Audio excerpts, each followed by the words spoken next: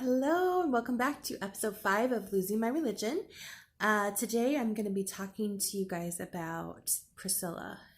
Priscilla is another little known woman in the Bible who's mentioned for a brief portion of Acts in chapter 18 by the Apostle Paul. And what we know about her story is really not much. And what we also notice is that she is always mentioned preceding her husband Aquila. Hopefully I'm saying that correctly. So Priscilla and Aquila were a husband and wife duo that traveled around in the early church and taught about the message that Jesus came to earth to talk about, before his death on the cross. Paul talks about them as close companions of him. I looked them up a little bit on Google, and it looks like they traveled together for about a period of 18 months or so and lived together for brief periods of time throughout that journey.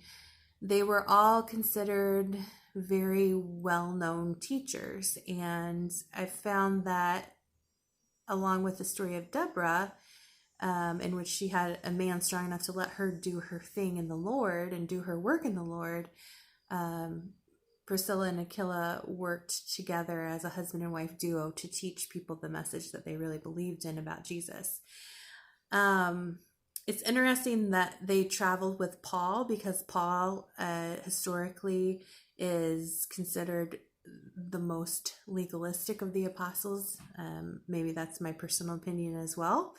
And Paul is very big on the headship, meaning women must be in submission to their husbands.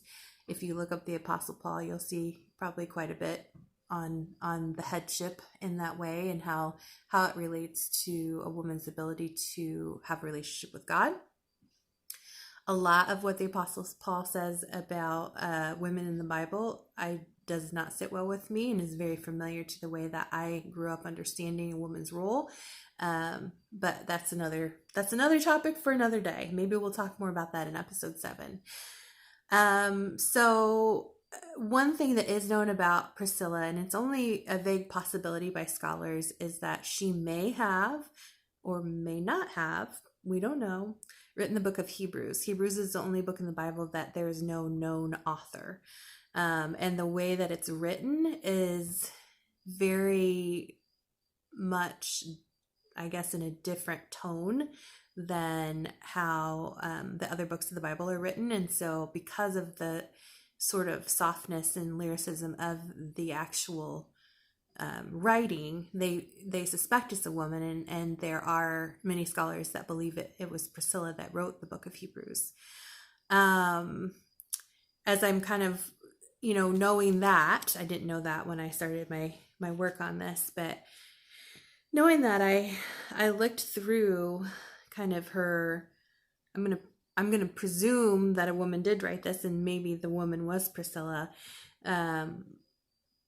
But she starts her chapters often like she starts chapter 2 in Hebrews. We must pay more careful attention, therefore, to what we have heard, so that we do not drift away.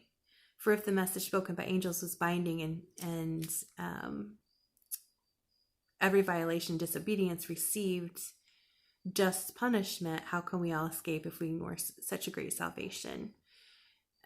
This salvation, which was first announced by the Lord, was confirmed to us by those who heard it. By those who heard him, God also testifies to it by signs, wonders, and various miracles and gifts of the Holy Spirit, distributed according to his will.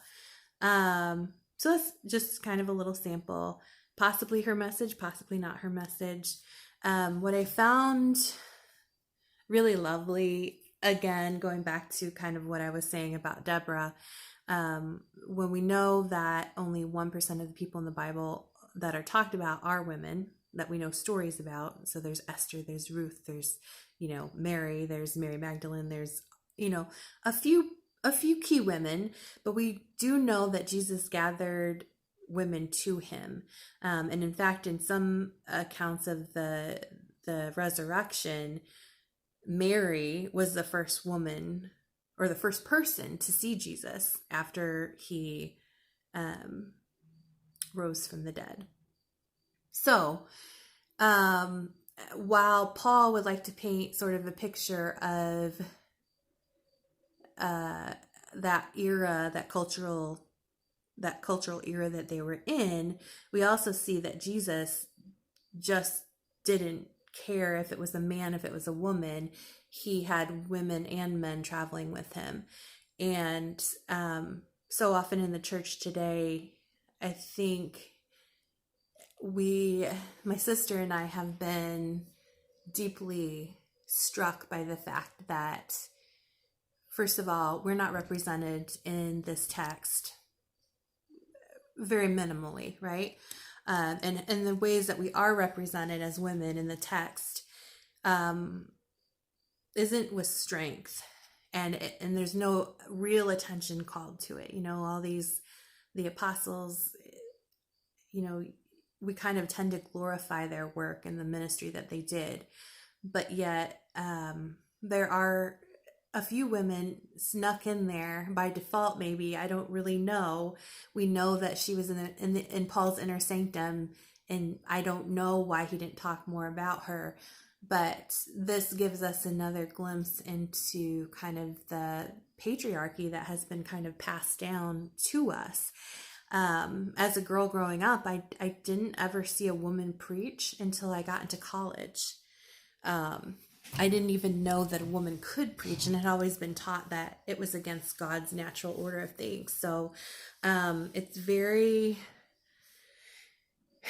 this just makes it all that more important for we as women to, and as men too, to lift women up in leadership, because men are not the only ones that receive word from God. Men are not the only ones called to do certain things here on this earth or love in a certain way.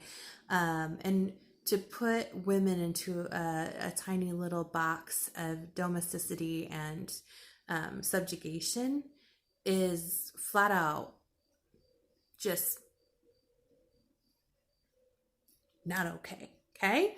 If you come from a school of thought and you believe that is your role as a woman to interact with your husband in that way, I would have you pray on it. I would have you pick that one question that picks at the back of your brain every time you sort of think about, being upset about something in your marriage that, you maybe you're not fully on board with. What is that thing? Why does it trigger you the way it does? What is the root of that? And what does the Bible actually say about that? What does God say about you? What did Jesus say about you as a woman when he traveled here on earth? Did he say anything about the headship and the subjugation of women to their husbands? Did Jesus? Paul talks about it. Did Jesus say anything about that? So Priscilla, still don't know that much about her. I am going to go in the hope again that my sister is going to do some of the more brainiac work that she does.